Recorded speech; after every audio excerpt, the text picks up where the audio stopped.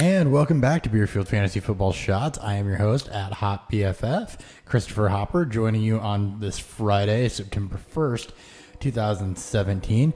And we are here to bring you today's news and notes and quick hits in our favorite daily consumable form.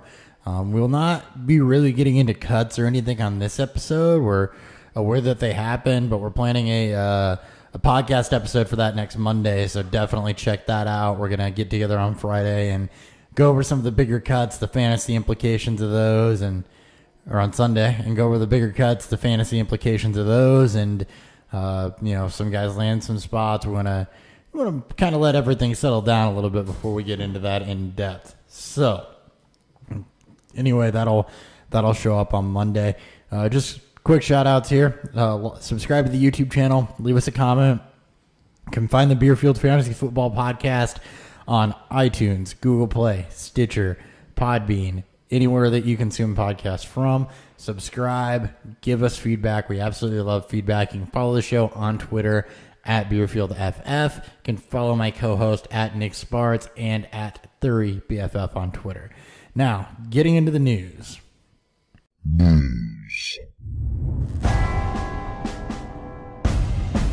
The Seattle Seahawks have dealt wide receiver Jermaine Kearse to the Jets for Sheldon Richardson. So the implications of this really, for the Jets, they get kind of a more established wide receiver, especially losing Quincy Enunwa. I still don't really want to own any Jets wide receivers. Kearse would be worth the late round dart thrown out of me. Darius Stewart still is, Robbie Anderson.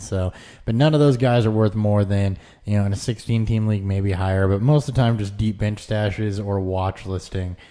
Zeke and the NFL Players Association filed paperwork to block any suspension alleging league-wide conspiracy.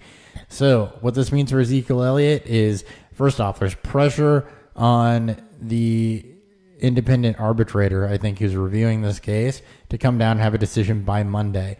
Even if that decision is not favorable, this is kind of along the same lines of what Tom Brady did.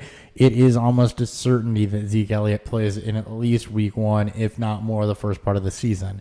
Now, that being said, the thing to be aware of is the suspension could hit later in the year. So definitely keep your finger on this pulse. Make sure if you own Zeke that you have some bench options to fill in, because you don't know if there's going to be a suspension still. And, my thought is that it'll probably be reduced to, 2, 3, 4 games, somewhere in there, most likely 4. But this case just gets weirder and weirder. Willie Snead has been suspended for 3 games for an undisclosed reason. So Saints wide receiver Willie Snead, not good. Willie Snead was looked at as a wide receiver 2 there by a lot of people, and now he's not going to be. This is obviously good for Michael Thomas, but it's kind of hard to raise him any higher. Ted Ginn had been running as a 2 there, but we all know he's got hands like cinder blocks. So Brandon Coleman, Tommy Lee Lewis stand to benefit from this. Probably. We made a shot bet on the live draft episode as to who's going to do it.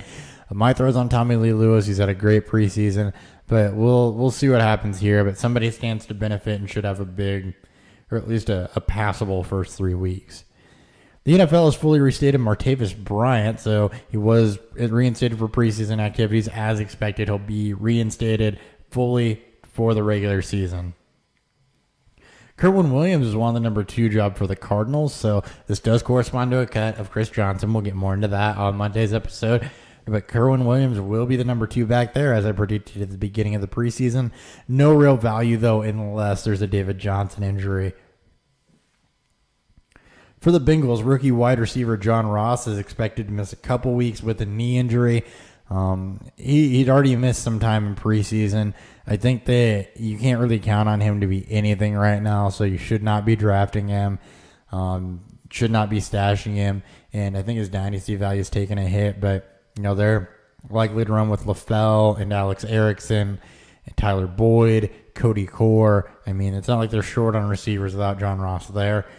He didn't stand to have a huge role, though, it doesn't look like, so I wouldn't expect anybody to really benefit from this either. Le'Veon Bell is officially reported back to Steelers camps and will sign his 1-year, $12.12 million deal. So as reported last week, I think on actually an episode that I did, he is going to report to camp. He is going to sign his franchise tag. He'll be good to go week 1. Ian Rappaport reports Jim Irsay has stated Andrew Luck is unlikely to play week 1, but he believes it's all in his head, or at least he led people to believe that, according to Ian Rappaport. And Mike Chappell of CBS 4 has reported that the Colts will remove Andrew Luck from the pup before the season starts. So to me, this still says we're probably looking at Luck missing the first 2 or 3 games. Not good for Irsay to make these comments in the media. So a little bumpy road there, but Luck, even when he does come back, it still scares me for the first couple weeks. So if you'd absolutely draft Andrew Luck, especially if you can get him 10th, 11th like we did tonight.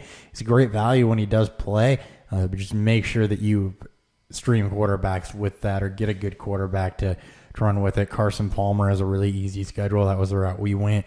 Make sure if you draft Andrew Luck, you put somebody else with him.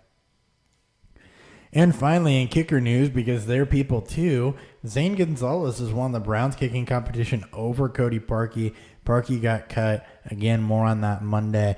But just know that if you're looking to take the Browns kicker for some reason, it's going to be Zane Gonzalez.